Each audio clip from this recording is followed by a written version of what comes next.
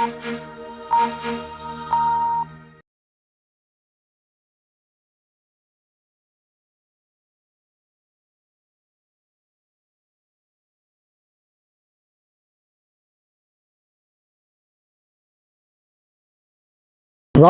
लोकदल के राष्ट्रीय अध्यक्ष चौधरी जयंत सिंह द्वारा बागपत से आज सामाजिक समरसता अभियान की शुरुआत की गई।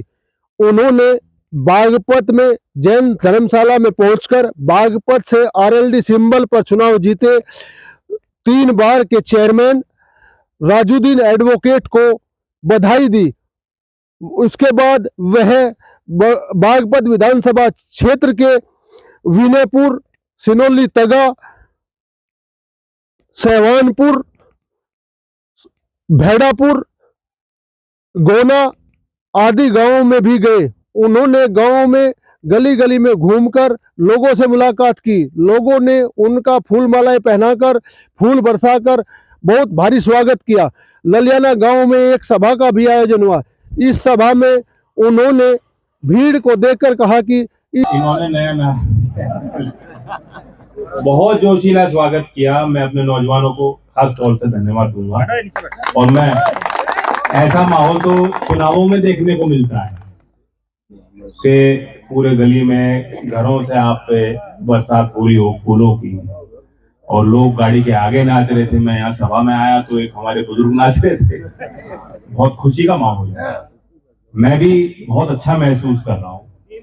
2 दिन पहले जब पता लगा आ रहे थे कल रात तो मैं भी नहीं सो पाया। ये अपनापन है। हम एक दूसरे पे निर्भर हैं, एक दूसरे से ताकत मिलती है। और किसान तो व्यस्त रहता ही है। गांव में आपका जीवन कहाँ आपको समय मिलता है कुछ और करने का, सोचने का टाइम नहीं मिलता। अब मैं दिल्ली बैठा सोचूं कि ललियाने से बहुत टाइम से कोई आया नहीं मुझे कुछ बताने, कहीं नाराज ना हो गए हो, तो वो भी ठीक नहीं होगा। तो इसलिए कार्यक्रम किया कि गांव में जाओ। गांव में जाओगे, गांव के रास्ते हैं, गांव की समस्या है, गांव की भावना है। आपको मैंने मुस्कुराते देख लिया। अब मैं 1 साल के लिए और फिर ठीक हूँ। चरण सिंह जी आए थे और आप विश्वास कर सकते हो जहां भी हूं मैं, मेरा और क्या है, आप ही तो हो, आप ही ताकत हो, आप ही से सब कुछ है। और ये भी सच्चाई है। आज मैं ये मानता हूं कि देश किसी एक समुदाय का नहीं है। देश भी जितनी विविधता है वो उसकी देश की खूबसूरती है। और देश भी हमसे ही है, देश भी ललियाने से ही है। देश भी विभिन्न गांवों से, विभिन्न क्षेत्र से, विभिन्न मान्यताओं के, विश्वास के लोगों से। ये देश के संविधान, जैसे कह रहे थे मदन जी, देश का संविधान बना, देश आजाद हुआ। आज तो आप किसी और के लिए मोहताज नहीं हो। हर नागरिक का अपना एक अधिकार है, कोई भी उसमें हनन नहीं कर सकता। चुनी हुई सरकारें भी नहीं कर सकती। अगर करेंगे तो कानून का संरक्षण है, कानून का पालन नहीं होगा तो कोर्ट है, और कोर्ट के दायरे के बाहर भी समाज है। जब जब आवश्यकता पड़ती है ये देश में आंदोलन होते हैं। सरकार भले माने ना माने, 13 महीने किसान बैठे, सरकार 13 महीने तक उसे इनकार करती रही, लेकिन 13 महीने के बाद समाज का दबाव सरकार के ऊपर भारी पड़ा। अब फिर दोबारा हमारी बहनें बैठी हैं जो टैलेंट है देश का, जिन पर पूरे देश को गर्व है। हर जाति और समुदाय का आदमी ये मानता है कि हमारे यहाँ महिलाओं को आगे बढ़ाना होगा। चंद कमी तो ऐसी महिलाएं हैं, बेटियां हैं जो अंतरराष्ट्रीय पदक जीत के आई हैं। जब ओलंपिक में सारे पुरुष फेल हो गए तब जीत के आई पदक, और उन्हीं को दबाया जा रहा है, उन्हीं की आवाज को कुचला जा रहा है, उन्हीं की बातें सुनी नहीं जा रही। जो एक सामान्य तौर पे न्याय की प्रक्रिया होती है उससे भी उनको वंचित रखा जा रहा है। सुप्रीम कोर्ट के दरवाजे खटखटाकर एफआईआर तक दर्ज हुई।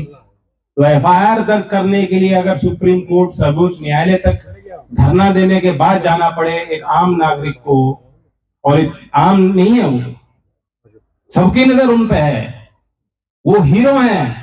यहां से लेके आसाम तक नौजवान उनको देखता आया है, यहां से लेके केरल तक नौजवान उनको पहचानता है। पुरुष हो, महिलाएं हो, कोई जात पात नहीं, कोई धर्म नहीं, खेल की जगत में अगर कोई उपलब्धि कोई हासिल करता है तो वो देश की निगाह उन पर जाती है और हम सब उनके लिए ताली बजाते हैं, हमारा सर उनके लिए उठ जाता है गर्व से, हमारी छाती फूल जाती है।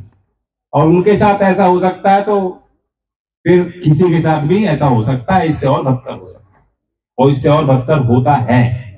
तो हम एक दूसरे की ताकत बने, जब ऐसे मुद्दे आते हैं हम एक दूसरे का हाथ बटाएं, सामाजिक जिम्मेदारियों को निभाएं। बाकी अभी कोई चुनाव नहीं है, राजनीतिक फैसले तो समय पे होंगे, लेकिन एक वक्त है टटोलने का, एक वक्त है सोचने का, समझने का। चुनाव के वक्त तो और भी ज्यादा जोश होता है, और भी ज्यादा गर्मा गर्मी होती है, और भी ज्यादा भाग दौड़ होती है। यहाँ तो सभा आपने मास्टर जी ने 1.5 घंटा संचालित की, चुनाव में तो मैं आऊंगा छू के निकल जाऊंगा। जो विधायक के हमारे प्रतिनिधि होंगे, जो सांसद का चुनाव लड़ेंगे, तो वो कहेंगे जी समय नहीं है और कितने गांव हैं, आप भी समझोगे उस बात। तो मूल बात यह है कि हमें अपने समस्याओं को पे नजर रखते हुए अपने लोगों को ताकत देनी होगी। ये जो बिखराव पैदा हुआ है, हमारे भीतर का जो बिखराव है, उसका खामियाजा भी हम ही भुगत रहे हैं। बहुत आसान है लोगों को बांटना और समेटना बहुत भारी पड़ता है। कभी कभी ऐसी चीज आती है कि बड़ी बहुत भारी समस्या आ गई, बहुत बड़ी चुनौती आ जाती है, तब तो हम एक हो जाता है।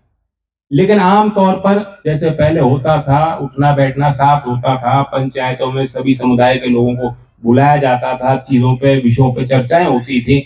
आज वो चर्चाएं नहीं होती, समाज की व्यवस्था बदल गई। मैं तो अपने बच्चों को देखता हूँ, वो तो मोबाइल फोन में घुसे रहते हैं, छोटे लोग अपने घर के बड़ों के साथ नहीं बैठते। तो अब वो साधन कमजोर होते जा रहे हैं जिन जिन प्लेटफॉर्म्स पे हम लोग आपस में वार्तालाप किया करते हैं।